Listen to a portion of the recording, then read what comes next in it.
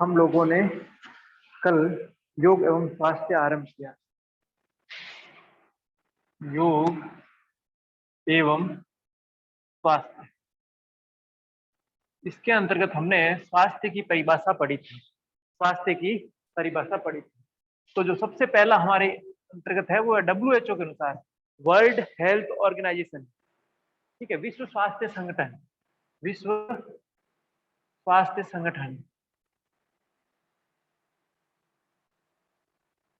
स्थापना 7 अप्रैल 1948 और ये 7 अप्रैल विश्व स्वास्थ्य दिवस भी है।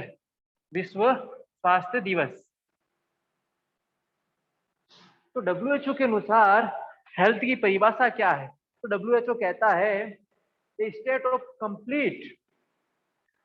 इसके अनुसार हेल्थ की परिभाषा क्या है? तो बोलता है ये state of complete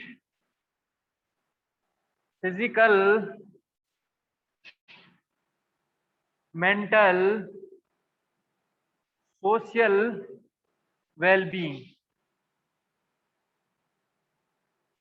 well-being, not merely the absence of disease, not merely absence of disease।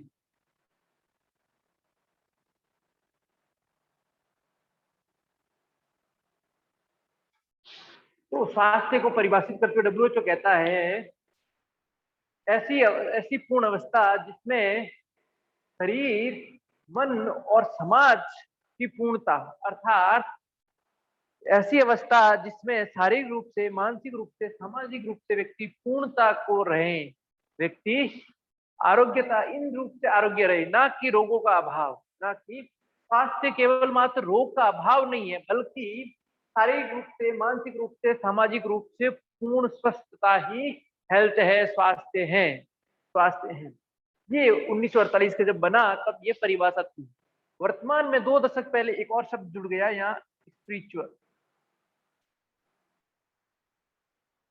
Spiritual wellbeing. तो अब जो परिभाषा है वो ये है, state of complete physical, mental, social and spiritual wellbeing, not merely absence of disease. अर्थात स्वास्थ्य वह चीज है जिसमें केवल रोगों का अभाव मात्र नहीं, बल्कि पूर्ण रूप से शरीर, मन, समाज और आत्मिक दृष्टि से व्यक्ति की पूर्ण निरोगिता, पूर्ण आरोग्यता, व्यक्ति के भीतर पूर्णता, ये स्वास्थ्य हुआ। अब इसके डायमेंशन, 4 डायमेंशन है। पहला शारीरिक फिजिकल, दूसरा मानसिक मेंटल, तीसरा सामाजिक सोशल, चौथा आत्मिक स्पिरिचुअल।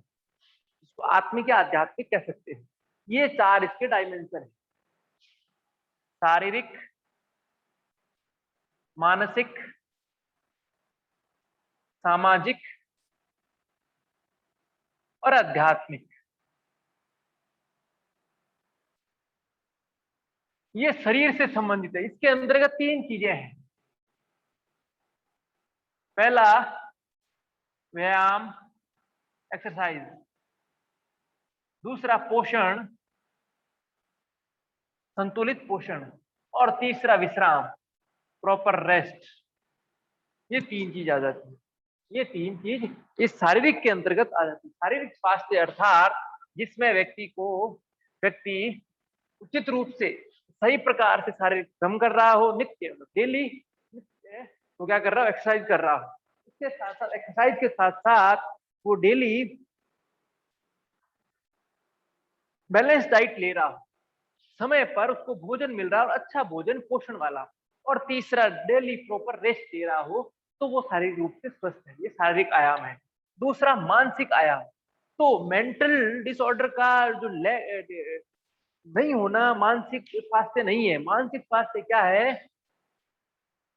सामान्य तनाव है, जीवन में स्ट्रेस है, उसको सहे, तनाव सहिष्णुता हो उसके भीतर, वो तनाव सहन कर सके, दूसरा जो है वो भावनात्मक आवेगों में संतुलन रह सके, भावनात्मक रूप से उसके भीतर संतुलनात्मक अवस्था आए और जीवन में एक्टिवनेस हो, सक्रियता हो, सक्रियता हो, ये तीन चीजें हो तो यह क्या कहलाएगा? मानसिक स्वास्थ्य। मानसिक स्वास्थ्य। तीसरा है सामाजिक स्वास्थ्य। तो समाज के भीतर सामाजिक रूप से उपयोगिता, उत्पादकता और संतुलनता, ये सामाजिक स्वास्थ्य को प्रकट करता है। चौथा है आध्यात्मिक। तो व्यक्ति के भीतर पूर्णता और संतोष हो, वह आध्यात्मिक स्वास्थ्य को प्रकट करता है। आध्यात्मिक स्वास्थ्य के भीतर आत्मिक गुण आते हैं, उसके अंतर्गत सारे के सारे जितने भी आत्मविश्वास हो, आत्म जागृति हो, आत्म सम्मान हो, सत्यता हो, सहयोग की भावना, दया, करुणा, वो सारे के सारे इस आध्यात्मिकता के अंतर्गत, आध्यात्मिक स्वास्थ्य के अंतर्गत आ जाता है। आध्यात्मिक स्वास्थ्य। इस प्रकार ये चार आयाम थे स्वास्थ्य के, जिनको हमने पढ़ा।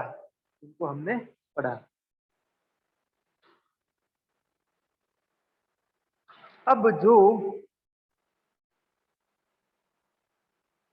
अगला अपना विषय है वो है त्रिगुण, कंसेप्ट ऑफ त्रिगुण, त्रिगुण की अवधारणा। श्रीमद् भगवत गीता का 13वां अध्याय गुणत्रय विभाग, गुणत्रय विभाग नाम से प्रसिद्ध है। विभाग योग, उसमें इन तीन गुणों का अध्ययन है, तीन गुणों का विशालता से अध्ययन है। इसके साथ साथ सांख्य दर्शन भी प्रकृति को त्रिगुणात्मक मानता है। वह प्रकृति और पुरुष है तो प्रकृति को, और उसी चीज को योग सूत्र भी कहता है, प्रकाश क्रिया स्थिति शीलम भूतेन्द्रियात्मकम भोग प्रकाशम। तो ये तीन स्वरूप में योग दर्शन भी कहता है। आयुर्वेद में भी मन की तीन प्रकृतियां हैं। ये तीन गुण हैं, मन की तीन प्रकृतियां त्रिगुण रूप। तो सभी साहित्य में, सभी ग्रंथों में इन त्रिगुणों का वर्णन है। महाभारत से लेके गीता, योग सूत्र, सांख्य, आयुर्वेद। तो स्वास्थ्य से रिलेटेड क्योंकि योग और स्वास्थ्य हैं, तो इससे हम देखें तो स्वास्थ्य से संबंधित जितने ग्रंथ है, योग से संबंधित जितने ग्रंथ है, उसमें त्रिगुणों का वर्णन मिलता ही मिलता है।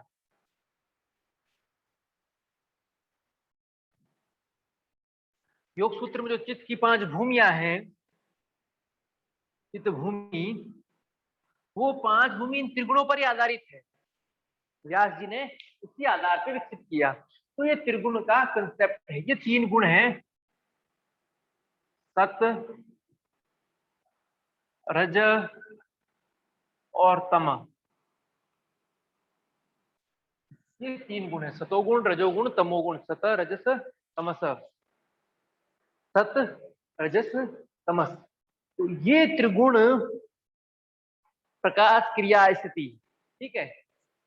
योग सूत्र के अनुसार ये प्रकाशशील है, ये क्रियाशील है और ये स्थितिशील है। तो ये महत्वपूर्ण है। सतरज तम, प्रकाश क्रिया स्थिति शीलम। तो ये तीन गुण है, इन तीन गुणों पे ही हमारा जीवन चल रहा है। ये प्रकृति अर्थात संपूर्ण। तो अहंकार को 3 भागों में बांटा गया सांख्य में, सतरजतम, और उन्हीं में से सत से ज्ञानेन्द्रिया, कर्मेंद्रिया इत्यादि है, और तम से 5 महाभूत है, 5 महाभूत है। तो ये सतरजतम से प्रकाश क्रिया स्थिति तीनों, ये इनका गुण है और इन्हीं से सब हुआ है। तो इनके गुण और स्वास्थ्य में कैसे हैं वो हम पढ़ते हैं। ये प्रकाश, और सांख्य कहता है हल्का होता है, योग सूत्र बोलता है रजोगुण क्रियाशील है, क्रियाशील है। सांख्य बोलता है प्रवृत्तिशील है, अर्थात जो भी जगत में प्रवृत्ति हो रही है इसके कारण हो रही है। ठीक है। तमस के लिए बोलते हैं स्थितिशील है, ये बोलते हैं भारी है, भारी है। अब श्रीमद् भगवत गीता के अनुसार इसको आ जाते हैं सतोगुण को। तो श्रीमद् भगवत गीता में भगवान श्री कृष्ण कहते हैं ये सुखात्मक हैं, सुख और ज्ञान से बांधता है, ज्ञानात्मक है और प्रीत्यात्मक है।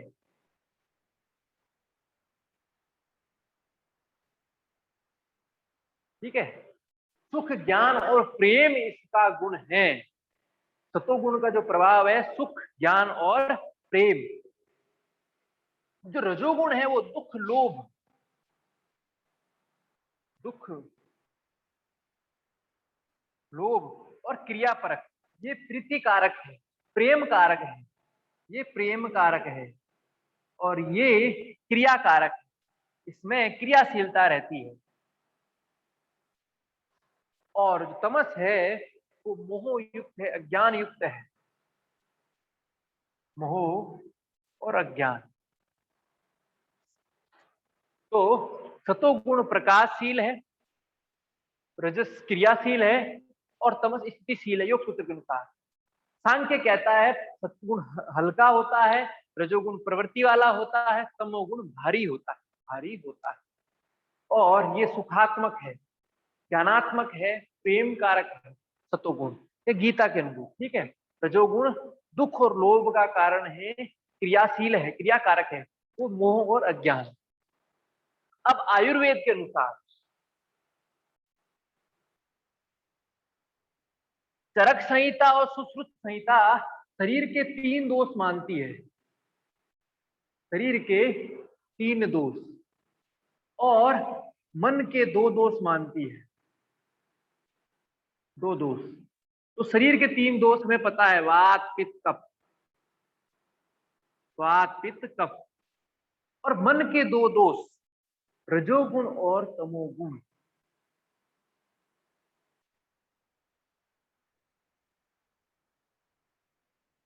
ये स्मरण रखने हैं। सतोगुण के कारण कोई भी रोग नहीं होता है, वो दोष है ही नहीं, वो दोष है ही नहीं। वो रोगों से मुक्ति देता है, क्योंकि वो मुक्ति मोक्ष की ओर ले जाता है, वो संप्रज्ञात समाधि प्राप्त कराता है। इसलिए सतोगुण दोष नहीं है, ये दोष नहीं है, ये दोष नहीं है, ये तो उपयोगी है, ये मोक्ष कारक है। ये दोनों दोष हैं, अर्थात ये दोनों रोग कारक हैं। तो योग एवं स्वास्थ्य, तो गुणों में रोगों का कारण कौन है? रजोगुण और तमोगुण। प्रश्न आ जाए किसके गुण के कारण रोग उत्पन्न हो सकता है, या कौन रोग, कौन सा गुण रोग का शमन करेगा? तो समन सतोगुण बढ़ेगा तो रोगों का शमन होगा, रजोगुण तमोगुण रोगों को उत्पन्न करने वाले हैं, रोगों को बढ़ाने वाले हैं। ये रोगों को उत्पन्न करने वाले और रोगों को बढ़ाने वाले, और ये रोगों का शमन करने हैं। सतोगुण रोग, तो सतोगुण बढ़ता है तो रोग का शमन होता है। तो ध्यान प्राणायाम आसन इत्यादि क्रियाएं सतोगुण बढ़ाती है शरीर में। सतोगुण बढ़ता है तो रोग स्वतः कम हो जाता है, क्योंकि ये दोष को मिटाता है। दोषों का नाश हो जाए तो रोग अपने आप ठीक हो जाएंगे। हठ योग में भी शुद्धि के लिए शुद्धि क्रियाएं और प्राणायाम है, और दोषों का नाश हो जाने पर स्वास्थ्य स्वयं चमक उठता है। तो कौन से गुण रोग के कारण हो गए? रजोगुण और तमोगुण, रजोगुण और तमोगुण। और कौन रोगों को मिटाने वाला है? सतोगुण, सतोगुण। ठीक है। अब वृत्ति, सतोगुण में व्यक्ति की वृत्ति क्या होगी? चैतन्य की होगी, प्रकाशशील होगी, लाइट की ओर जाएगा, ईश्वर की ओर जाएगा, विवेक ज्ञान रहेगा, विवेक ज्ञान रहेगा, प्रसन्न चेतस रहेगा, भीतर हैप्पीनेस रहेगी, आज चेतना प्रसन्न रहेगी, सुखी रहेगा और कल्याण की भावना रहेगी, कल्याण की भावना। तो ये जो सतोगुण की वृत्ति है वो वृत्ति सकारात्मक वृत्ति रहेगी, जहाँ प्रकाश, आनंद, ज्ञान, प्रेम, सुख, ये अवस्थाएं रहेगी। इनकी ओर व्यक्ति जाएगा, इनकी ओर व्यक्ति जाएगा और सदा सजग और चैतन्य रहेगा। रजोगुण रहेगा व्यक्ति, उसकी क्या वृत्ति रहेगी? तो रजोगुण में व्यक्ति लोभ, क्रोध, मोह की ओर जाएगा। ठीक है, काम, क्रोध, लोभ, काम, क्रोध और लोभ की जो वृत्ति है, कामनाएं, क्रोध और लोभ, लालच, ये रजोगुण का वृत्ति है, रजोगुण का दर्शाता है। रजोगुण जिसका अधिक होगा उसके भीतर कामनाएं अधिक उत्पन्न होगी, क्रोध अधिक आएगा और लोभ अधिक उत्पन्न होगा, लोभ अधिक उत्पन्न होगा। वह सुख दुख से युक्त रहेगा। यहाँ व्यक्ति सुखी रहेगा, दुख निकट ही नहीं रहेगा। सतोगुण में कोई दुख नहीं, लेकिन इसमें रजोगुण में सुख भी रहता है, केवल दुख मात्र नहीं रहता, इसमें सुख भी, सुख और दुख दोनों निरंतर रहते हैं। कामना पूर्ति हुई तो सुख, अन्यथा नहीं। लोभ पूर्ति हुआ तो सुख, अन्यथा उसको पाने में दुख, दुख। और रोष, राग, दोष कारक, राग भी उत्पन्न होगा, दोष कारक है, क्योंकि दोष उत्पन्न हो ही रहा है। काम, क्रोध, लोभ, तीनों के तीनों क्या है? दोष है, तीनों के तीनों दोष है। अब आता है तमस, तमोगुण। तो तमोगुण प्रमाद, अज्ञान, व्यक्ति प्रमादी होगा, मानसिक रूप से कौन अज्ञानी होगा, काम नहीं करता, मूढ़ता, आलस्य से युक्त होगा, मूढ़ता, आलस्य, जड़ता, और ये भी दोष कारक है, क्योंकि प्रमाद, आलस्य ही सभी रोगों के जड़ है। और योग की दृष्टि में तो अज्ञान ही क्लेश का मूल कारण, विद्या ही क्लेश का मूल कारण है, मूल कारण है।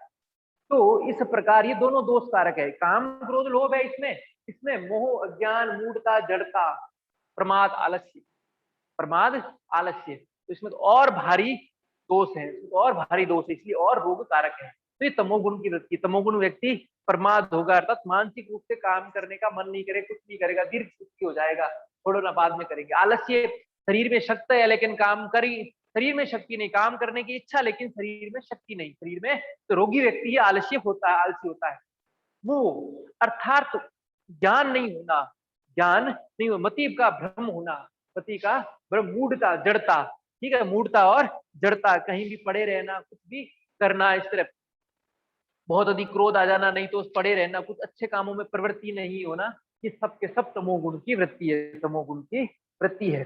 ठीक है, इसमें कर्म कैसे होते हैं इन तीनों में? तो सतोगुण में व्यक्ति निष्काम कर्म करेगा, धर्मयुक्त आचरण करेगा, निष्काम कर्म, धर्मयुक्त आचरण, उसके भीतर धैर्य, उत्साह, शांति रहेगी, जीवन में धैर्य, उत्साह और शांति, धीरज भी रहेगा, उत्साह भी रहेगा और शांति भी रहेगी, शांति भी रहेगी।